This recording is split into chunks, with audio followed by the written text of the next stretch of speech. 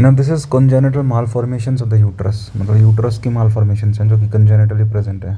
Relevant anatomy क्या है कि फीमेल जेनिटल ट्रैक्ट जो है वो पैरामीजोनेफ्रिक डक्ट से मिलकर बनता है, यानी मिलेरियन डक्ट्स बनाती हैं फीमेल जेनिटल ट्रैक्ट। और male genital tract is made by mesonephric duct यानी कि Wolffian duct. So male mesonephric duct, Wolffian duct; female paramesonephric duct, Mullerian duct.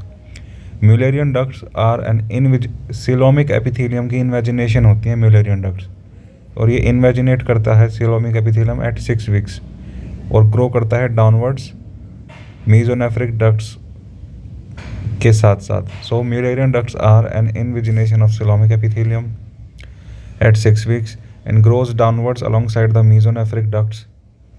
ठीक है, तो पैरामीजोनेफ्रिक डक्ट्स जो है वो मीजोनेफ्रिक डक्ट्स के साथ डाउनवर्ड ग्रो करती हैं, सिलोमिक एपिथेलियम की इन्वेजिनेशन होती हैं, पेरिटोनियल फोल्ड्स के अंदर इंक्लोज्ड रहती हैं, और ये पेरिटोनियल फोल्ड्स आगे जाके broad ligament of the uterus बनाते हैं। ठीक है, in early intrauterine life both Mullerian duct and Wolffian duct are present in both the sexes enclosed in the broad ligament. Remnants of the mesonephric duct, Wolffian duct in the female are epuphoron, paraophron and Gardner's ducts are the contents of broad ligament. And Mullerian duct grows in females due to lack of anti-Mullerian hormone in intrauterine life. In males, anti-Mullerian hormone is formed by the Sertoli cells of the testis. During paramesonephric duct elongation, certain HOMBOX genes or HOX genes in the group 9 to 13 play an important role on development. So HOX9 gene leads to development of fallopian tube from paramesonephric duct or Mullerian duct, and HOX gene 10 and 11 lead to formation of uterus. At 10 weeks, the two distal parts of the Mullerian duct approach in the midline and fuse to form the uterovaginal canal or septa. At 12 weeks, the mesonephric duct regresses.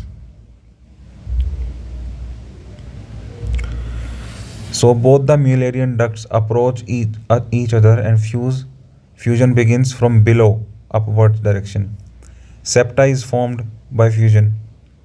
Uterovaginal canal is formed. Septa dissolves and a single uterine cavity is formed by 20 weeks from below upwards, and then fundus becomes dome shaped.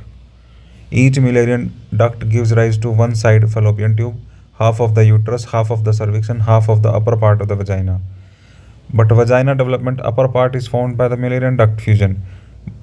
The upper 1/3 or 2/3 is by Mullerian duct fusion, but the lower 1/3 or 2/3 part of the vagina is formed by the sinovaginal bulb part of the urogenital sinus. The urogenital sinus का sinovaginal bulb forms the lower part of the vagina, and the Mullerian duct fusion forms the upper part of the vagina. दोनों के बीच में एक रहता है transverse vaginal septum.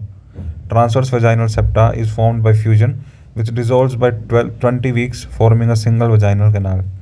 Complications in a female with Mullerian malformations. अगर Mullerian malformations हैं तो रिकरेंट प्रेगनेंसी लॉस होगा, अबॉर्शन होगा, प्रीटर्म लेबर होगा, माल प्रेजेंटेशन होगा, एक्टोपिक प्रेगनेंसी रहेंगी in case of a unicornuate pregnancy. अगर यूनिकॉर्नुएट यूट्रस है, unicornuate uterus due to Mullerian malformation, तो इसमें एक्टोपिक प्रेगनेंसी होगी। गायनेकोलॉजी कॉम्प्लिकेशन जैसे इनफर्टिलिटी, एंडोमेट्रियोसिस, डिस्मेनोरिया, जनरलाइज्ड भी हो सकता है। Unilateral dysmenorrhoea is due to unicornuate uterus. Outflow tract obstruction रहेगा जिसके कारण हिमेटोमेट्रा बन सकता है, collection of blood in the uterus, haematometra, outflow tract obstruction के कारण। In young pubertal females with complaint of endometriosis always rule out Mullerian malformations. Mullerian malformations can lead to endometriosis. Most common complaint रहती है obstetric complaints which is recurrent pregnancy loss and then infertility in case of Mullerian malformations, recurrent pregnancy loss and infertility. First investigation is incidental finding on ultrasound. Recurrent pregnancy loss है, patient को ultrasound किया तो incidental finding मिली Mullerian malformations की, या फिर हिस्टोसाल्पिंगोग्राफी पे भी देख सकती है। अगर इनफर्टिलिटी वाला पेशेंट आया, उसकी हिस्टोसाल्पिंगोग्राफी करी तो इंसिडेंटली दिख गया। Hysterosalpingography is not the investigation of choice. It cannot differentiate septate and bicornuate uterus as it cannot visualize the outer contour or fundus of the uterus. Hysterosalpingography सिर्फ इनर स्ट्रक्चर्स दिखा सकता है, बाहर वाली स्ट्रक्चर नहीं दिखा सकता। तो सेप्टेट और बाइकॉर्नुएट में डिफ्रेंशिएट नहीं कर पाएंगे क्योंकि वो बाहर वाली स्ट्रक्चर से ही डिफ्रेंशिएट होता है, और वो हमें अल्ट्रासाउंड पे पता चलेगा। हिस्ट्रोसाल्पिंगोग्राफी कैसे करते हैं, एक water soluble iodinated radio opaque dye pass करी जाती है यूट्रस के अंदर एक कैन्यूला की हेल्प से, जिसका नाम है लीच विल्किंसन कैन्यूला, जो कि एक फनल शेप्ड कैन्यूला है with transfer serrations. A water soluble iodinated radio opaque dye is passed inside the uterus with the help of Leach Wilkinson cannula, which is a funnel shaped cannula with transverse serrations, and we do hysterosalpingography. And then we follow up with serial x-rays to look at it. Investigation of choice जो है वो 3D ultrasound है, gold standard MRI है, और last resort होता है हमारे पास लेप्रोस्कोपी और hysteroscopy. Most common indication for doing surgery in Mullerian malformations is due to recurrent pregnancy losses, congenital malformations of the uterus. अब different types of Mullerian malformations हैं, जैसे क्लास 1 में आता है मिलेरियन एजेनेसिस या मर्क सिंड्रोम या फिर मर्सियस syndrome. ठीक है, मिलेरियन एजेनेसिस, इसमें क्या होता है कि मिलेरियन डक्ट जो होती है वो एब्सेंट ही होती हैं दोनों की दोनों, तो दोनों मिलेरियन डक्ट्स एब्सेंट होने के कारण मर्क सिंड्रोम या मर्सियस सिंड्रोम होता है। इसमें क्या होता है, कोई फेलोपियन ट्यूब नहीं होती, सिर्फ डिस्टल पार्ट रहता है जो कि मिलेरियन डक्ट से नहीं बनता, कोई यूट्रस नहीं होती, कोई सर्विक्स नहीं होती, अपर वेजाइना नहीं होती। ठीक है, जनरली लेकिन कंप्लीट वेजाइना ही नहीं होती। ओवरीज नॉर्मल होती हैं क्योंकि ovaries are developed from genital ridge. ठीक है, तो ovaries are normal Mullerian agenesis में, मर्क सिंड्रोम में या मर्सियस सिंड्रोम में। एसोसिएशंस रहती हैं कुछ प्रॉब्लम्स की। ठीक है, इन चीज़ों के साथ साथ रीनल अनोमलीज भी देखने को मिलती है और स्केलेटल अनोमलीज भी देखने को मिलती है। रीनल अनोमली जैसे कि renal agenesis, horse shaped kidney, ये देखने को मिलता है, साथ में skeletal anomaly. So in all cases of Merck syndrome, intravenous pyelography should be done for renal anomalies and skeletal X-rays must be done for skeletal anomalies. Intravenous pyelography. Merck syndrome DD क्या होगा, androgen insensitivity syndrome. Merck syndrome का मिलेरियन agenesis syndrome का differential diagnosis होता है androgen insensitivity syndrome. Obstetrical complications क्या देखने को मिलेंगी Merck syndrome में, प्राइमरी एमेनोरिया देखने को मिलेगा, यूट्रस नहीं है, फलोपियन ट्यूब नहीं है तो एमेनोरिया होगा और इनफर्टिलिटी होगी। मर्क की फुल फॉर्म क्या है, Mayer Rokitansky Kuster Hauser syndrome, Mayer Rokitansky Kuster Hauser syndrome. और मर्सियस की फुल फॉर्म क्या है, Mullerian agenesis, renal anomalies and cervical somites. Then class 2 of the Mullerian malformations is unicornuate uterus. इसमें एक ही कॉर्नुआ जो होता है, एंगल होता है, वो फंक्शनल होता है और पेटेंट होता है, दूसरा जो होता है वो रूडिमेंट्री होता है। Description only one side Mullerian duct is present, fallopian tube इसलिए एक ही होती है, यूट्रस आधी होगी, सर्विक्स भी आधी होगी, अपर वेजाइना भी आधी होगी, other side either complete agenesis और रूडिमेंट्री होन इज प्रेजेंट। रूडिमेंट्री होन ये कम्युनिकेटिंग भी हो सकता है, यानी कि यूट्राइन कैविटी से ओवरीज तक कम्युनिकेट भी कर सकता है या फिर बंद ओब्लिटरेटेड भी हो सकता है, जिसको नॉन कम्युनिकेटिंग बोल देंगे। Associated problems with unicornate uterus will be non-communicating horn with active endometrium present। मान लो नॉन कम्युनिकेटिंग हॉर्न है लेकिन एक्टिव एंडोमेट्रियम प्रेजेंट है, एंडोमेट्रियम होने के कारण वहाँ पे साइक्लिकल यूनिलैटरल डिस्मेनोरिया हो सकता है।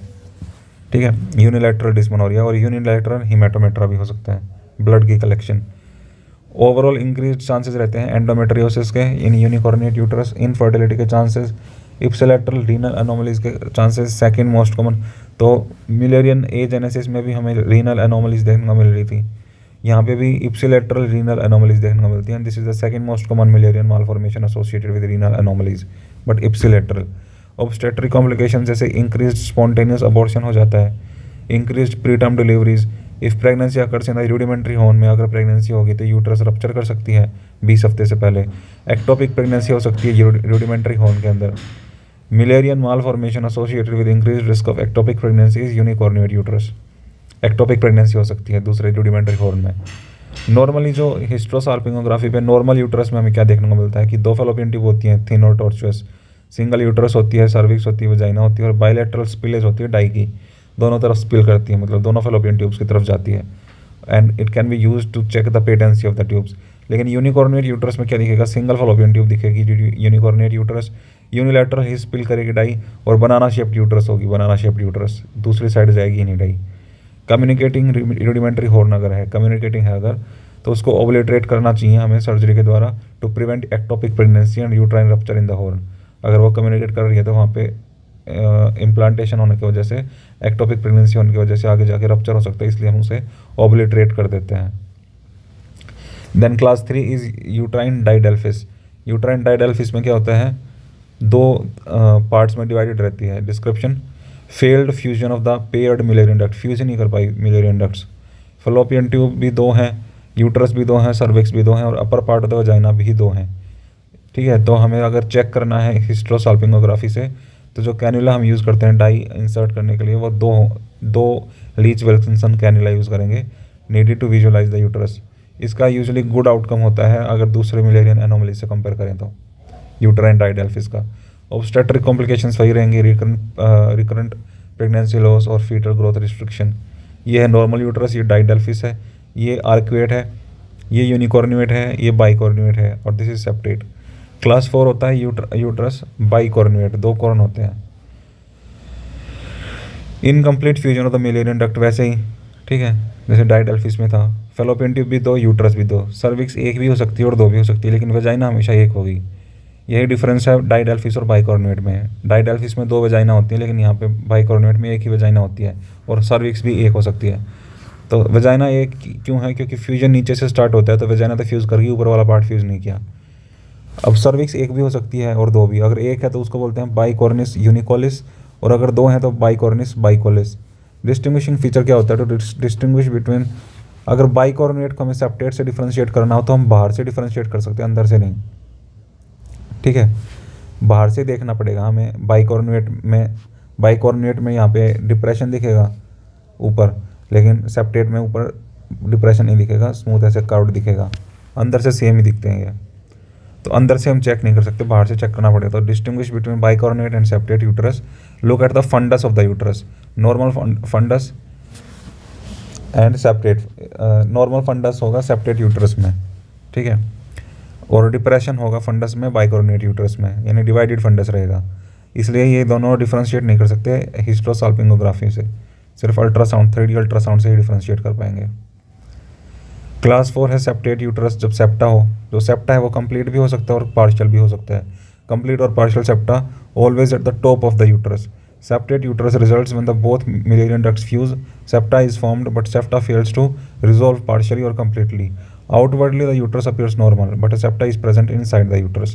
Bicornuate uterus versus septate uterus should be distinguished by looking at the fundus of the uterus on a hysterosalpingography.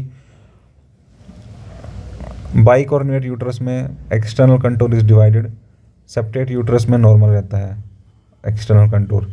इंटरकॉर्नुअल angle will be more than 105 degree in bicornuate, it will be less than 75 degree in septate uterus.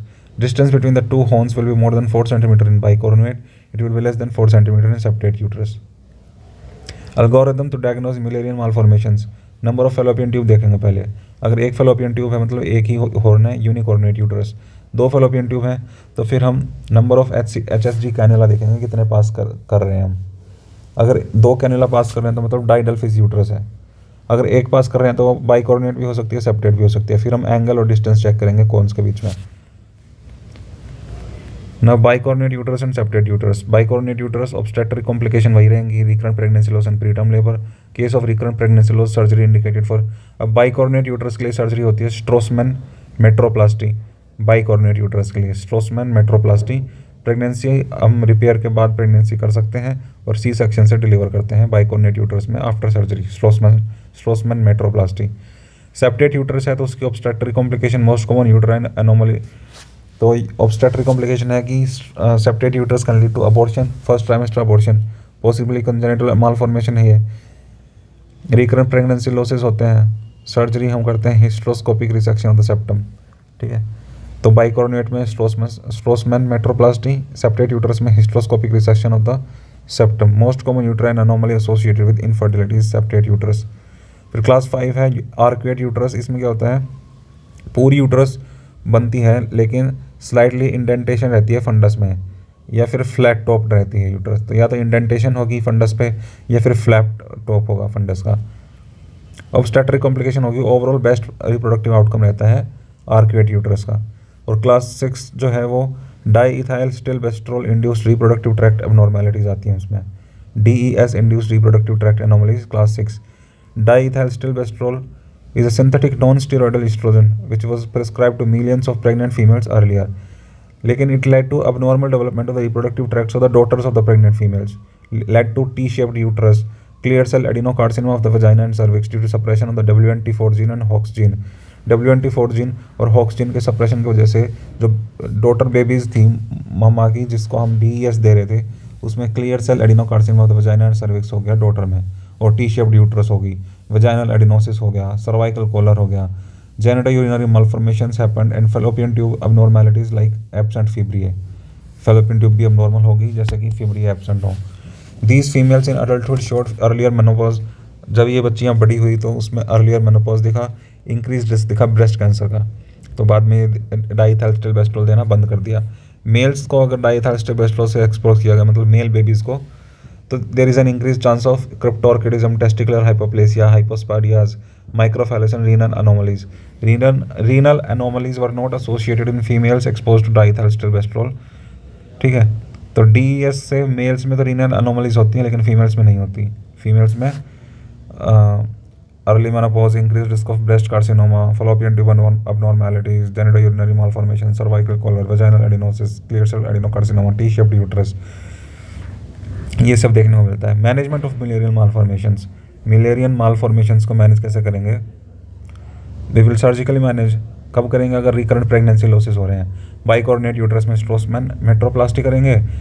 Didelphys अगर uterus है तो उसमें हम करते हैं unification surgery, unify कर देते हैं। और सेप्टेट यूट्रस है तो उसमें हिस्ट्रोस्कोपिक रिसेक्शन करते हैं सेप्टा का। अर्लियर क्या करते थे? जॉन टॉम्किंस मेट्रोप्लास्टी करते थे पहले सेप्टेट यूट्रस में, जॉन टॉम्किंस। अब हेट्रोस्कोपिक रिसेक्शन करते हैं सेप्टा का। और बाइकॉर्डिनेट यूट्रस में Strassman metroplasty. And that is all about congenital malformations of the uterus।